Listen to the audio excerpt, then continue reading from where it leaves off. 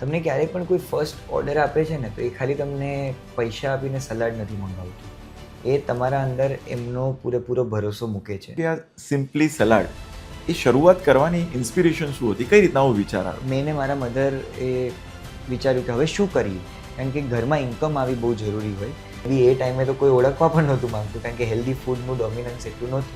કેન્ટીનમાંથી નીકળું છું ત્યારે હું જોઉં છું કે લોકોના ટેબલ પર સિમ્પલી સલાડનું બાઉલ હોય, ત્યારે બસ આમ અંદર એક સારી ફિલિંગ, એક સારો શ્વાસ અંદર જાય કે કંઈક કર્યું છે. My mom is a single mother. મારા બેંકમાં કોઈ સેવિંગ્સ નથી, બધું જ ફંડ એક્ઝોસ્ટ થઈ ગયું હતું મારી પાસે.